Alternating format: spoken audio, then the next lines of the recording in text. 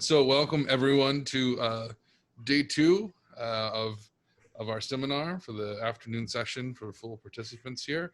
Um, Looks like we have a good number of people with us right now. Thank you all for joining us and everyone who's watching live on Facebook. Um, so this is a very special session. We had to add this to the original schedule because we made the original schedule before there was a pandemic, and now there is one. So we thought that not only would it be relevant, but it would almost be unconscionable not to talk about this.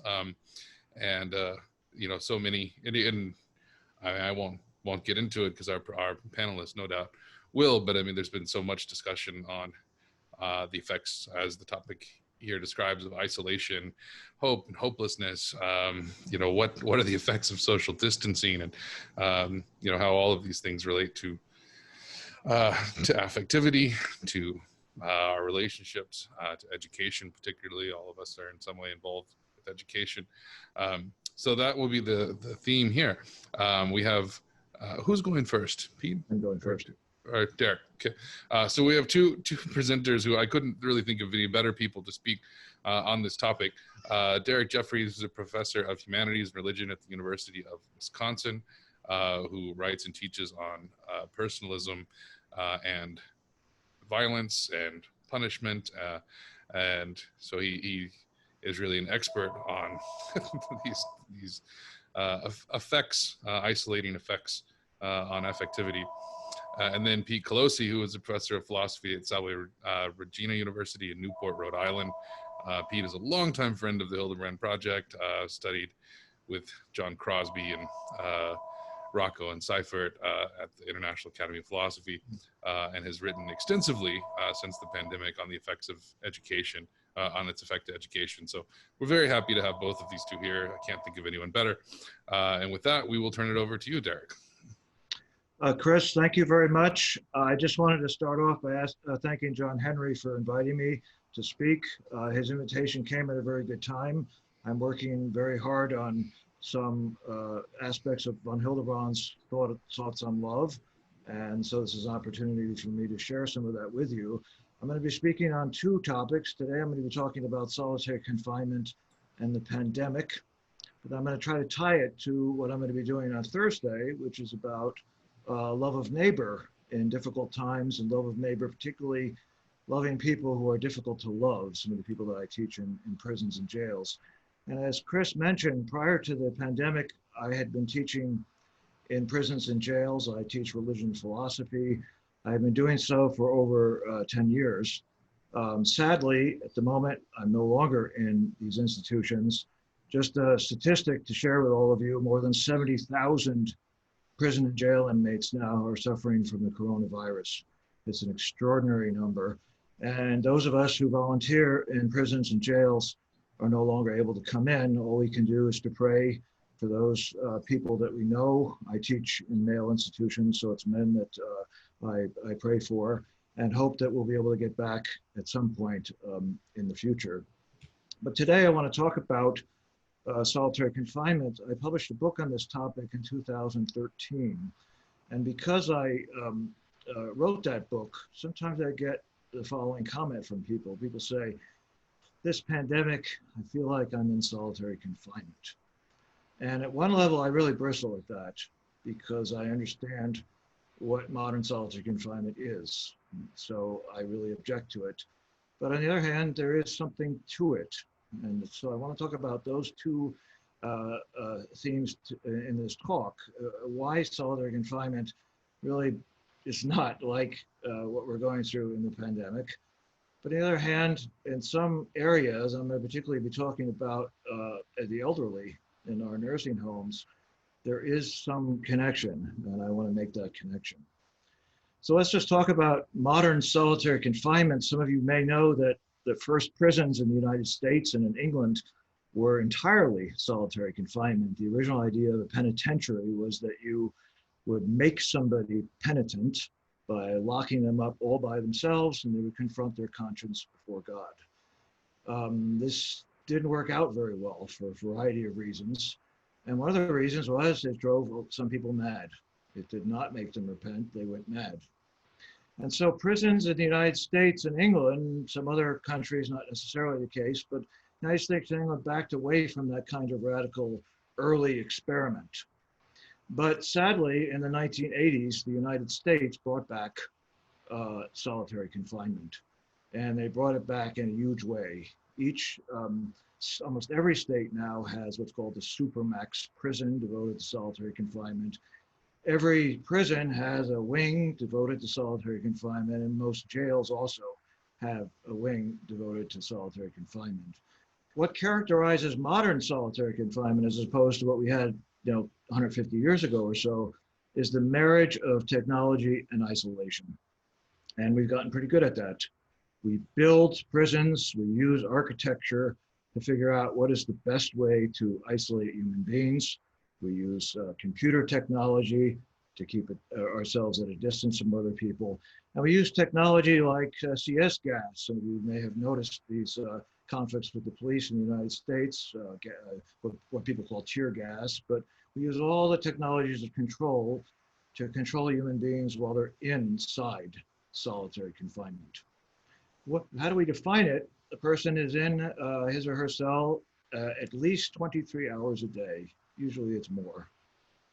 And she only comes out, or he only comes out, maybe 1 hour a day to get some exercise alone, or to shower alone, and then they were put back into their cell. Usually these cells could be 6x9 tiny cells, barren of any kind of beauty, any kind. Often the light is on 24/7 because for security reasons. And inmates are controlled in terms of what they read, controlled in terms of what access to various kinds of media, radio, TV, all those things are controlled. They're considered privileges. And so inmates are in this situation day after day. It can be months, it can be a year. In the prison where I taught, it was called the 360, which is a 1-year sentence. Or it can be in California, there have been inmates there for 10 years, for 20 years, really for the rest of their lives. So it's an extraordinary way to treat a person. The numbers are staggering. Before the coronavirus, there were about 68,000 human beings in this condition. When I started my research some years ago, it was 80 to 100,000. During the coronavirus, though, solitary confinement has gone up 500%. We are using solitary technology to isolate people who have the disease, which in some ways is understandable, but people are getting punished because they have the disease. And so we're talking about, well over 60,000 people in these conditions. What do we know about what this does to a human being? We have studies of the psychological damage it does to people, physical damage it does to people. I'm interested in the spiritual side. I study personalism. When I wrote my book in 2013, I wrote about Roman Ingarden. Roman Ingarden is the great Polish philosopher, extraordinary, an influence on Karol Wojtyła and lots of other people. I used him. I'm increasingly becoming interested in Dietrich von Hildebrand because I think he has a great deal to add to discussions about what we do in prisons. But if you think about the human person, think about the human person in von Hildebrand's sense. The human person is transcendent. The human person has Eigenleben or subjectivity. The human person has creativity. That's where Ingarden is really deeply insightful, the creativity of the human being. And just one example, I can't go through all these details, but you think about beauty. If you look at von Hildebrand's work on aesthetics, his 2 volumes, he opens up the first volume by talking about the significance of beauty in human life. There is no beauty in the solitary confinement. In fact, most of our prisons are deliberately constructed so as to deny access to beauty to human beings. And I made the case in this book I wrote some years ago that this is deeply damaging. And it's deliberate. It's not an accident. This is all constructed. It's planned. I visited a supermax prison here in Wisconsin. 500 beds for solitary confinement. And in this place, there was no beauty. You talk to the inmates, they're all by themselves. I spent some time with them in this institution. And this was planned by architects who got a contract to figure out what is the most optimal way to deny people beauty and to isolate them. So this is modern solitary confinement. And as I said, that's why when people say, kind of feel like I'm in solitary confinement, I say, well, you don't really understand, the nature of modern solitary confinement. And that's why I said I kind of bristle at that kind of a comment. However, there is a school of thinking and that says that penal practices and penal technologies have their way of finding their way into the rest of society. And there are two thinkers who write a lot about this. I don't agree with them philosophically at all, but Jeremy Bentham and Michel Foucault, both of them writing from two different points of view. But both of them argue that we find these practices that are effective in a penal context, and they sort of migrate into schools and hospitals and places like that. Bentham thought this was a great idea, and he has this famous book on the panopticon, and Michel Foucault obviously felt it was a bad idea, and I think it's a bad idea. I don't like the notion that these technologies are going to find their way into other aspects of society. So I think it's worth thinking about this kind of isolation and the spiritual consequences and what it does to human beings. And there's one aspect of the current pandemic where I do think this is relevant, and that is how we are treating our elderly.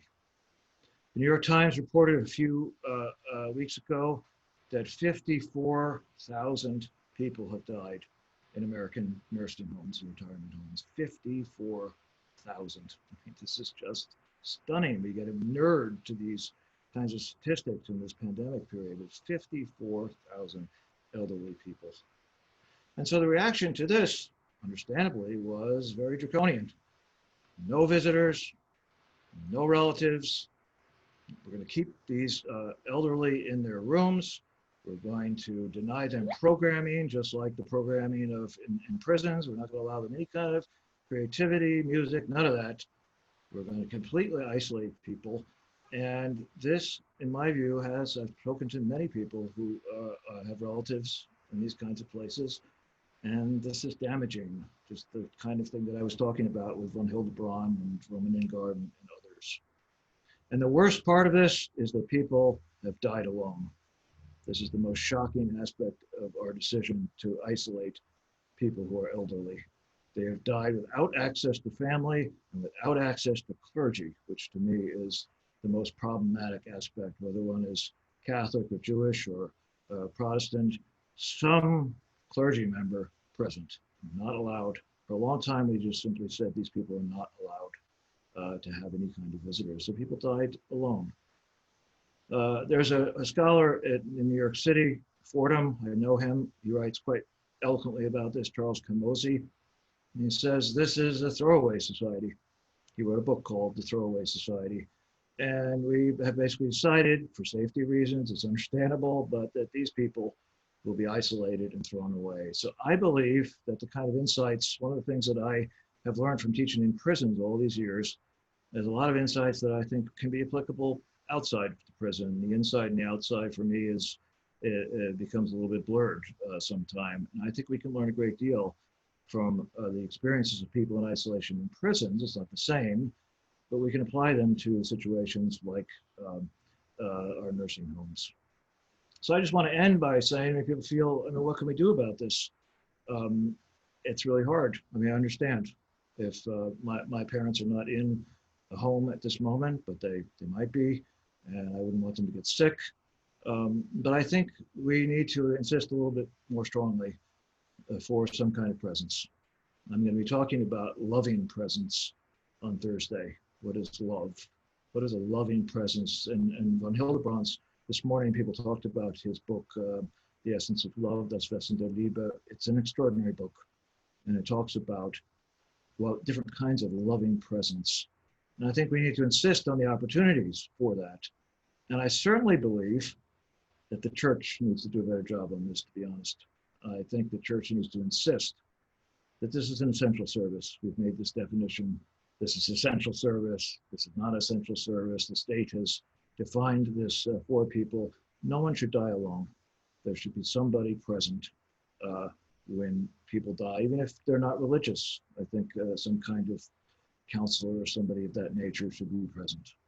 So this is my take on solitary confinement and the pandemic. And I'm hoping it's going to lead to which is my comments on Thursday, which is the nature of loving presence, which is my current work. So I'm going to turn things over to Peter Colosi. We've already met a bit online, and I'm very much looking forward to his presentation. Thank you. Thank you, Eric. Like James Matthew this morning, Wilson, I'm going to read my paper, and then I'll maybe make some qualifications afterwards. So I would like to begin by saying and admitting that I had no idea how horrific the situation of solitary confinement is, nor that it is worse by far in the US than in any other country until I virtually met Professor Jeffries and we emailed each other about this panel. I will say that I have always thought, but never looked into it, that solitary confinement is not good. But it wasn't until I watched Dr. Jeffries' C-SPAN interview on the topic, which I highly recommend everybody does, that I understood the situation. And I just watched that last week. I was invited to participate in this panel by John Henry Crosby because of a recent piece I wrote titled "The Coronavirus and the Coming Fall Semester," in which I explained that the spring semester of 2020 will go down in academic history as the mad scramble to turn all courses into online versions on a dime. And that one would have hoped that that would have been a temporary solution to a short-term dilemma, but that unfortunately it looks as though there's a drive to make online education permanent and ubiquitous. And not only that, but the extreme measures being implemented at many or really all universities for this fall are quite problematic, particularly with respect to our theme of the heart. Some examples are, and some universities are doing all of these, some are doing some of them, requiring teachers to wear masks while teaching, and the students to wear them in class, even though everyone is 6 feet or more apart. Forbidding the teacher from electing to wear a clear face shield and requiring a cloth mask. Changing all meals on campus to forms of grab-and-go stations. Requiring a different alternating 1/3 of the students in Monday, Wednesday, Friday classes to be physically in class on one of those days, with the remaining 2/3 watching remotely. Dramatically changing living arrangements and, as mentioned above, dining arrangements to keep us apart from each other. And the list goes on. And this morning I read, now they're being published. I read the one from USC this morning. A friend sent it to me. It's even worse than everything I just described, the efforts at isolation. In my article, I grant that reasonable measures for health concerns are legitimate, but issue an urgent call to perceive clearly the dangerous path we are heading down and to imaginatively consider ways to retain not only our educational heritage, but a healthy understanding of the meaning of human community and its importance for human happiness. Before continuing, I want to make explicit, as Dr. Jeffries already also did, that in no way do the lockdowns compare to solitary confinement. To make such an identification is not the point of this panel, and indeed such an identification would be callous because of the extreme harshness of solitary. Having said that, if we now turn to the concepts of isolation and alienation, and contrast them with what could be called a communal presence of place and its importance for human happiness, we can note, and many people have noted, that these dangerous principles of isolation and alienation are indeed present in the lockdown. And we need to be aware of that and to think through ways to protect ourselves from their deleterious effects. In fact, hundreds of doctors have commented on the widespread physical, but especially psychological, and we might add, as Dr. Jeffries did, spiritual problems that the lockdown has caused. And so, a philosophical reflection on the meaning of human community in the context of the heart and its relation to the embodiment of persons seems urgent in this moment. Since the time allotted is quite short, I will present a set of 4 interrelated ideas pertaining to my topic. followed by a very brief concluding thought. These are shortened versions of ideas from my article, and so I apologize for the repetition if you have read that. But I have also refined them. And point 4, I add a few ideas that aren't in the article from the assigned reading associated with this panel from the Essence of Love book. So point 1 of 4, absence makes the heart grow fonder. The major positive of the shift to the online classes during the coronavirus pandemic was our being together in the live synchronous class meetings, even though we were isolated at our homes away from campus. Students were happy to see each other and their professors again during the live meetings, but the positive feeling of being together happened because of the 2/3 of the semester we had already spent together. This was a surprise instance of the truth, absence makes the heart grow fonder. Starting classes online cold from day 1 would be nothing like what we just experienced, because there would be no preceding presence, which is necessary to engender that fondness of heart at the absence of close friends and colleagues. We would not have had time in each other's physical presence to develop relationships vital enough to be sustained in the less fertile ground of online learning. Point 2, John Henry Newman and emotions in the classroom. In The Idea of a University and other writings, St. John Henry Newman holds the view that the person of the professor and the empathic relations between professor and student are more important for learning than even the particular subject matter of the course. These genuine emotions that occur in the classroom are very important for learning the material. They include the student catching the love of the professor for his or her material. They inform and arise in gestures and expressions of the professor given along with the presentation of the material and bringing the various aspects of the material to life. The way these emotions come through in presenting the material are as varied as the range of personality types among professors, but the common element is the depth of knowledge and love for the material. Genuine emotions in the classroom also include the feelings the students have that cause them to raise their hand in the moment while the iron is hot.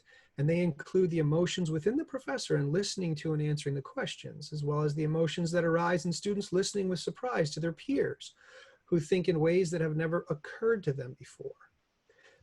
Dietrich von Hildebrand in the Ethics makes the point that in education, the experience in the student of being affected is all important. We've all experienced those moments of being effectively arrested upon hearing a particularly engaging lecture that deeply and clearly touches on an aspect of life existentially very important to us. I develop these ideas more fully in my article, and so I'll conclude point 2 by noting that although learning does occur via online courses, what I have described, and will deepen a little bit below in the next few points, cannot be recreated in the online environment. Point 3, the communal experience of place and the transformative power of beauty. James Bryant Conant observed that he, quote, "he who enters a university walks on hallowed ground," end quote. And if I may, I'd like to take as an example my campus at Salve Regina University to elucidate what I mean by the communal experience of place and the transformative power of beauty. We are surrounded there by magnificent architecture and craftsmanship, old growth specimen trees, and the rugged beauty of the New England coast, all of which elevate the soul to higher things and serve a fundamentally important educational value. In our overly pragmatic world, such values need to be recognized and cherished to train students, and all of us, to be inspired by higher goods. The communal experience of place, surrounded by such beauty, forms the heart. A communal educational experience in a setting like this is not based merely on ideas or syllogisms.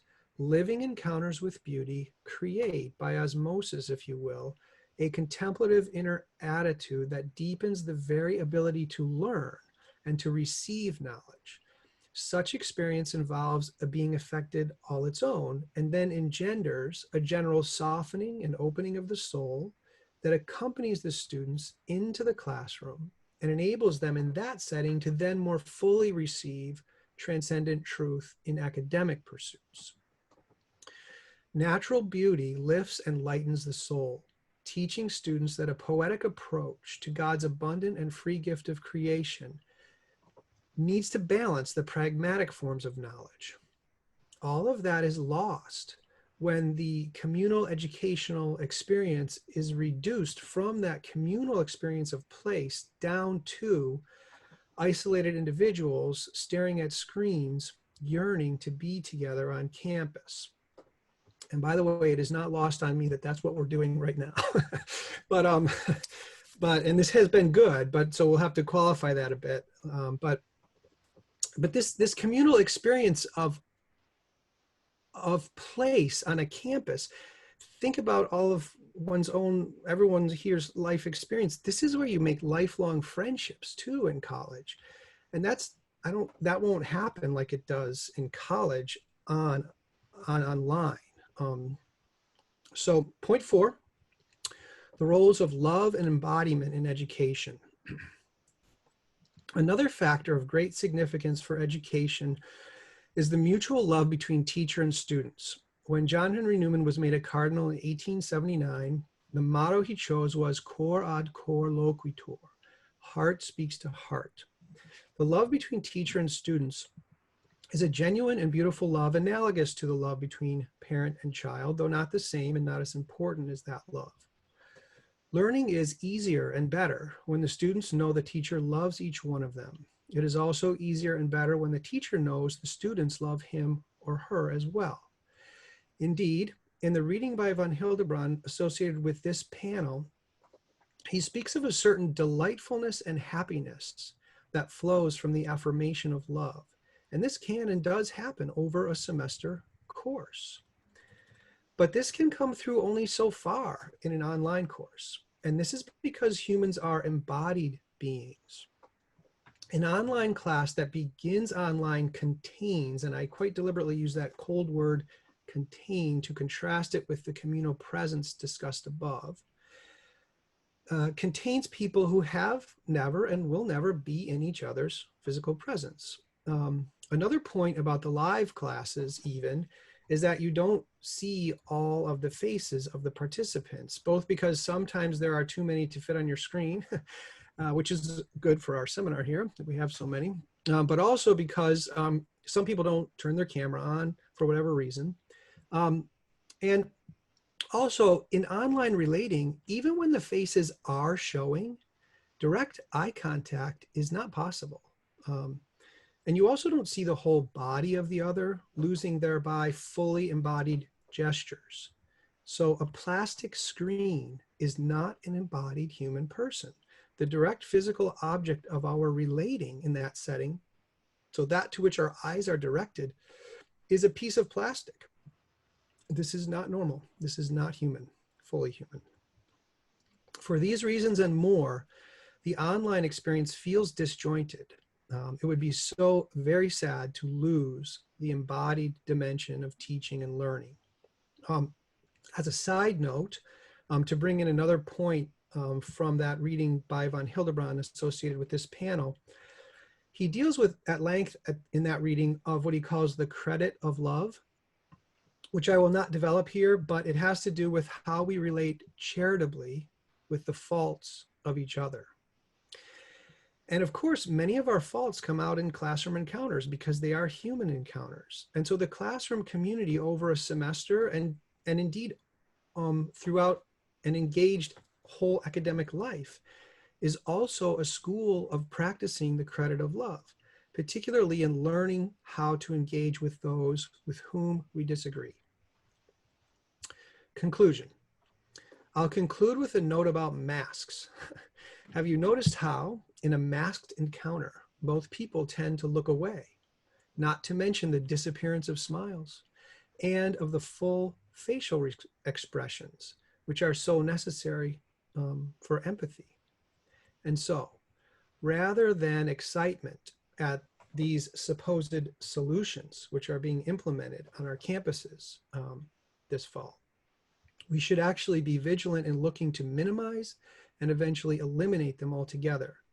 For though there is some learning and even personal influence that can and does happen online, even now among us here, nonetheless, this cannot provide the fertile ground of that fully embodied communal educational experience that a classroom and campus life can, because that is where lasting personal relationships develop. Thank you.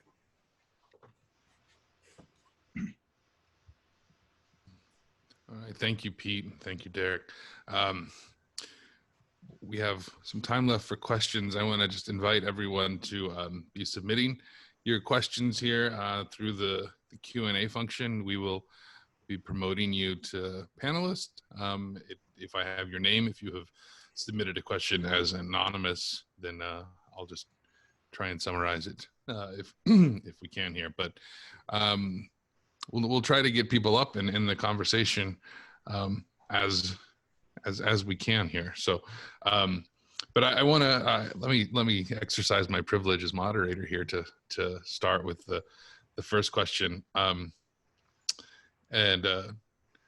So Derek, I want to go back to something that you were saying about both Bentham and Foucault and how aspects of punishment and prison technology like finds its way into our culture, right? In other ways. I think you were hinting at this, but I want to see if you would draw the line that clearly that is what is happening with elders right now, that it is because we have this sort of practice, because in at least some sense, right, we have this practice of solitary confinement that we're like ready to apply that. So I see you nodding your head yes there. And can you give some other examples, either things that are happening or things that we should be wary of them happening? Yes, thank you, Chris. Our school system, we find, think about the idea that I have twin boys, they're adults now, but they came home one day, oh, we had a lockdown today. Lockdown? That's a prison term. I've been involved in lockdowns in jails and prisons. We had a lockdown for 3, 4, 5 months at our prison. Why are children being put in a situation of a lockdown? Well, I understand the need for security. I'm not opposed to any of that stuff. But this whole language of the penal language, Bentham thought that was, as I said, a great idea. He had a bad experience in school. He's a strange man, but he had a terrible experience in school, and he was bullied. And so he thought that his structure for the panopticon, his ideal structure of what a prison would be like, should be applied to our school system. Foucault, of course, makes a lot of legitimate points about a certain kind of discipline that arose with modernity. Once again, I reject both of their philosophical positions, so I'm not defending either one of them, but the presence in schools, presence of the police in the schools. I do a lot of work with police. I teach police here in Green Bay, Wisconsin. We spend as a city $1 million a year to have the police in our schools. Chicago spends extraordinary amounts of money to have police in our school. This didn't exist when I grew up in the 1970s in tough places in New York City. I think we should think about that. Why do we have this kind of situation? So I think our schools would be another place to discuss this. Lots of others, some of our work situations, the way people are surveilled at work. Well, we could go on about this, but that's really what I had in mind. Thanks. So I'm promoting some people to panelists here as we're talking, and so I'll turn it over to them to ask their questions next. Father James, are you there? You ready? You look muted now. Okay, there you go. Yeah. You had a question. My question was about the you notice a lot of overlapping between penitentiary system and universities or schools as far as food, as far as databases, as far as all of that stuff, and it's kind of like a management systems and all of that kind of thing. And yet at the same time, I completely get the fear of, if we don't do this, we will not exist as an institution. And oftentimes it's either like we have to drastically change everything, But is there a way to like separate the two, or like slowly, patiently pulling away one from the other, as far as like a university or a large institution kind of thing? Just wanting your thoughts on that. Maybe you could stay on just to help me understand better your question. So I agree with you that, and I left them out of my talk on purpose because I just wanted that single focus, but there's tons of problems with the university. It's just run like a business now. It's ridiculous, all the loans and the money. And that motivates so much of decisions made by administrators, which has nothing to do with learning, like what we're talking about in this panel. So do you mean in your question to separate all that and get back to a true academy situation? Or are you talking about separating, because you use the word it and you use pronouns instead of nouns, or do you mean separate the lockdown statuses from the education? Yeah, and I would say, as far as the pronouns, I would say yes, definitely separate the language of lockdown kind of thing, and as well as the management structures like you're talking about, as far as the bureaucracy, the administration, right. the all of that kind of thing. Yeah, that's a huge topic, and people write about it a lot. And I mean, yes, I mean, well, a lot of people say, and I know I'm public on Facebook here, I don't know if I should say it, but you know, there's so many administrators, the redundancy and high paid ones, and other things that cost a lot of money on university campuses, that if we could just get rid of a lot of that, could reduce the cost for students and focus on the actual learning and the community environment of learning. So that's one thing. And then with respect to the lockdowns, which I mean, I'm really learning a lot from Derek here. And also education from childhood up, the way it's so regimented and you're sitting in your seats and everything, you know, so there's a lot of similarities, which is not good for a free, imaginative flowing of ideas.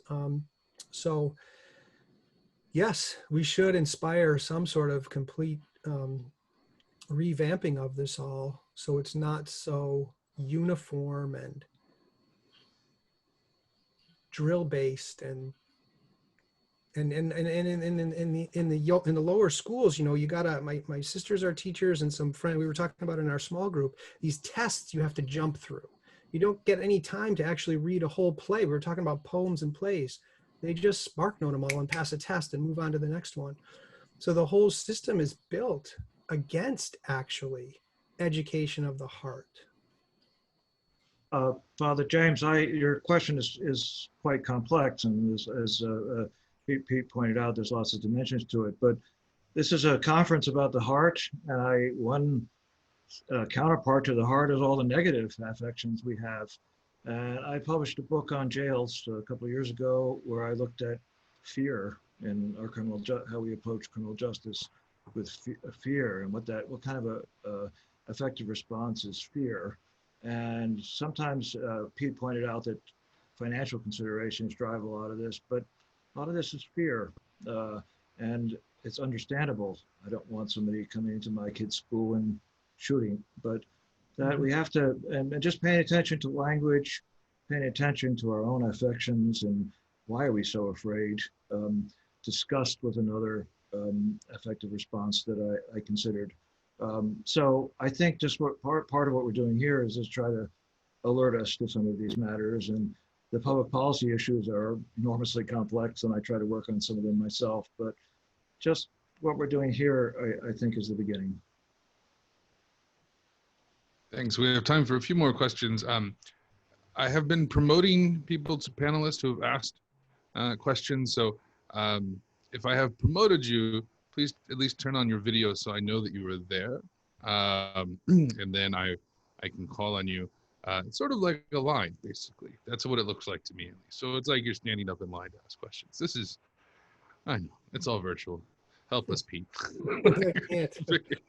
figure out how to do this. Okay. So next we have Taylor and then Rachel. So Taylor, go ahead. Okay. All of the problematic places that were mentioned at the beginning of the first talk prisons and nursing homes are all institutions. And in my disability rights work, I've really emphasized needing to reduce or eliminate institutions in favor of, say, home care in apartments for seniors. What are your thoughts on that? Is that a viable solution? Do we need to see some collaboration between folks with lived experience in these areas and the more philosophical dimensions of it? Well, I was very interested to hear about your work in disability studies. I'd like to know more about that. I think personalism and that field have a lot to come together. But the history of prisons and the history of large institutions to deal with people with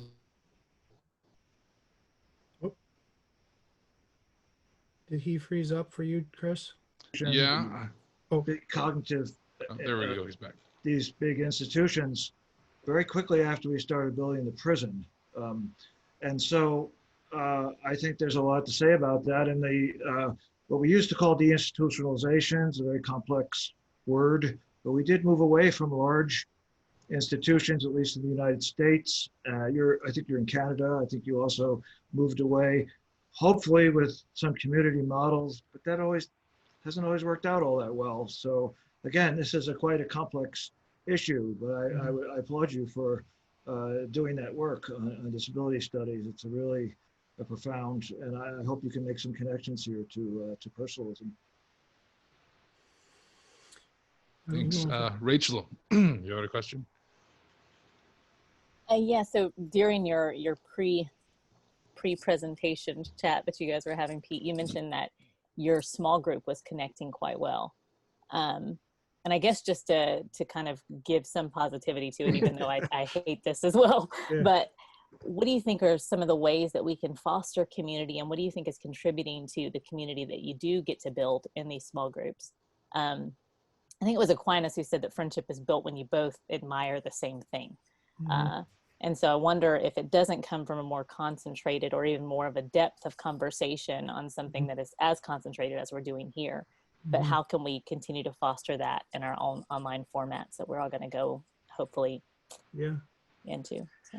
Yeah, that's one of the big discussions going on. What sort of positive things have come from this? I mean, one is a lot of people in their families, including mine, have, because of this, we've been doing, we keep in touch, but we've been doing once a week now, and it's almost going to like 2 hours every time.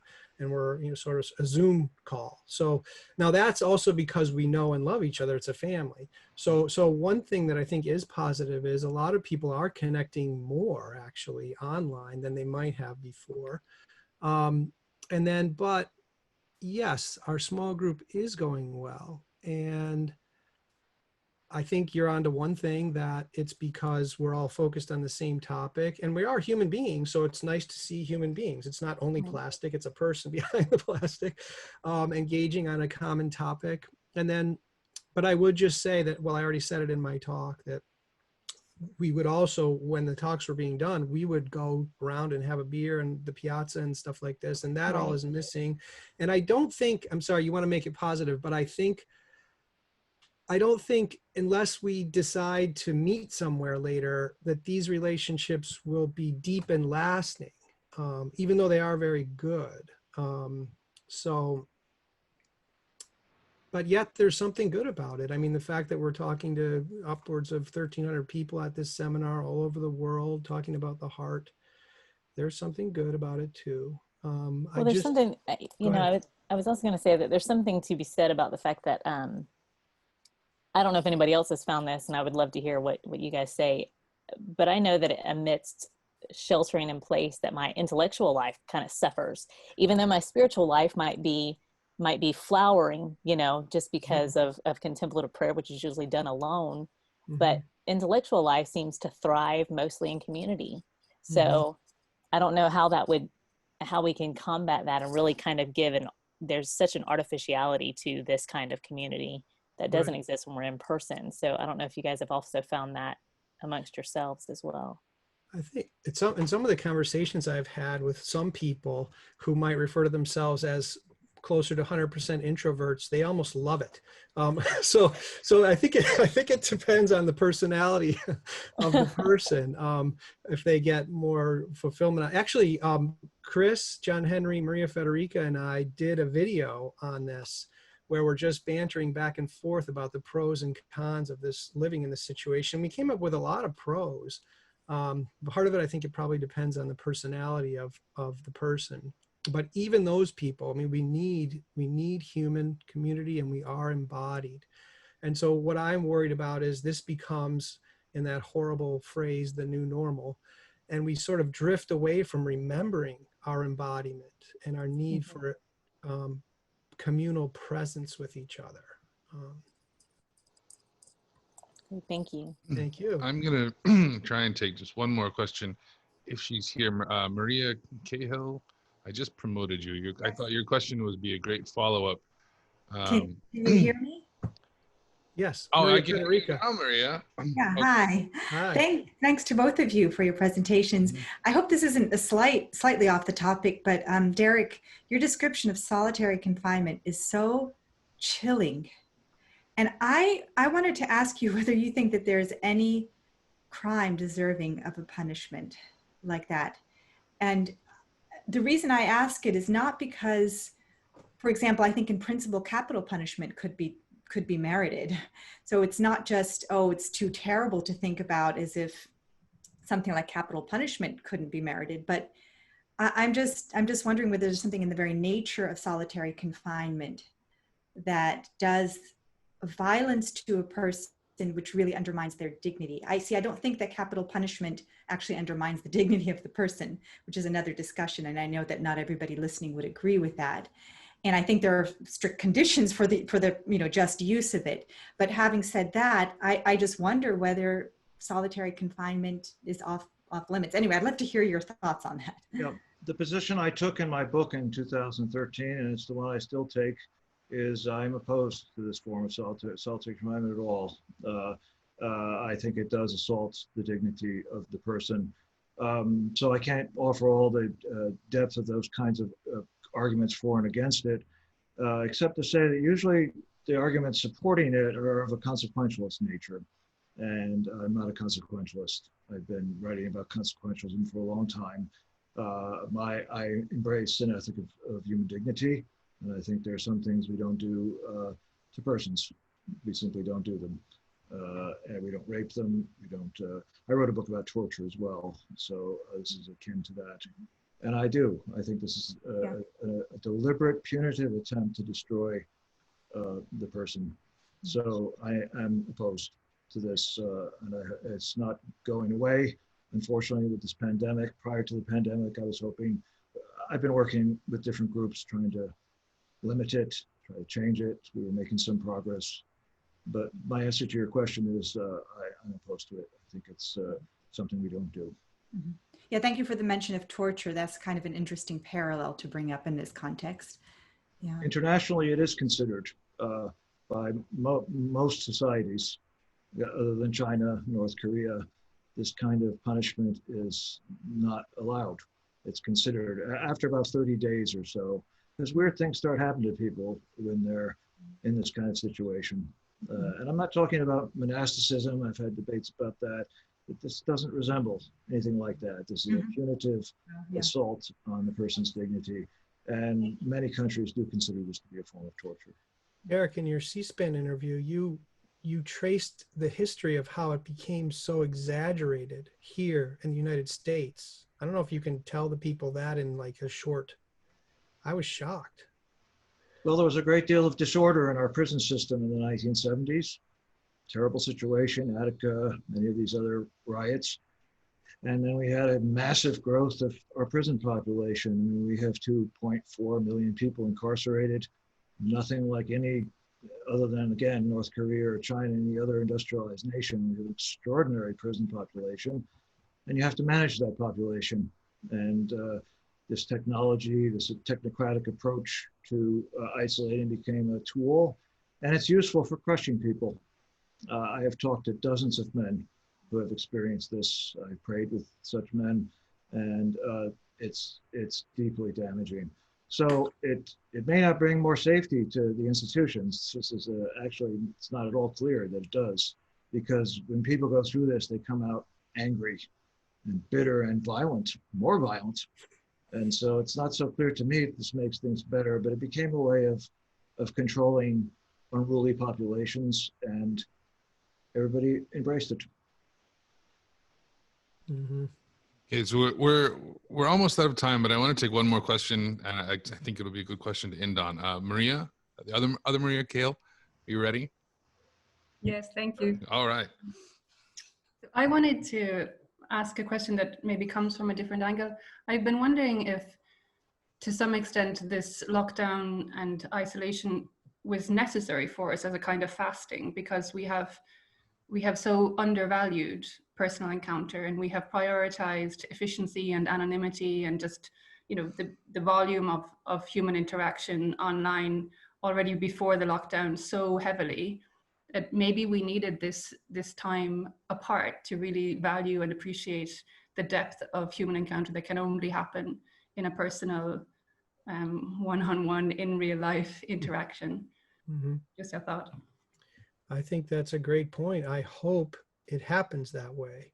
I'm worried that it might not, but there are a lot of people commenting and doing blog posts with titles like, "Let's not go back to how it was," precisely because of the point you make, that we were so engrossed in this consumerism and technocratic and so on and so forth, that this reminded us of the importance of meaningful connections. So I like your perspective. I would just make a caution about that, if I might. I was speaking to Professor John Crosby about this a couple weeks ago, and he talked about the hidden blessings that do emerge from the situation. And I personally have experienced that in terms of a greater spiritual life, greater prayer life, etc. But I am uncomfortable with the language this is necessary. Good can come out of suffering. Just theologically, I don't have a view that God wills this. It's a terrible thing that's happened, and God can bring good out of that. And along these lines that Pete and along the lines that you have mentioned. So that would be my only caveat. Mm-hmm. That's good. Okay, well, we will end there, just so we have a little bit of a break before our next session. Glad to end on something a little bit upbeat. Derek, you may be seeing these in the comments, but I'm in the questions. You've got lots of very practical questions about how we should do things, how to see the elderly, what do we do about solitary confinement. So I think these are all very excellent questions. You may very well have answers for them. I'm sure we'd love to hear them maybe in a follow-up conversation. But sorry we can't get to all of those, but I'm sure we would be very interested in your thoughts on them a little bit later. So thank you, everyone, our panelists and all of our participants. Thank you for the great questions. We'll be back in just a few minutes with our next session.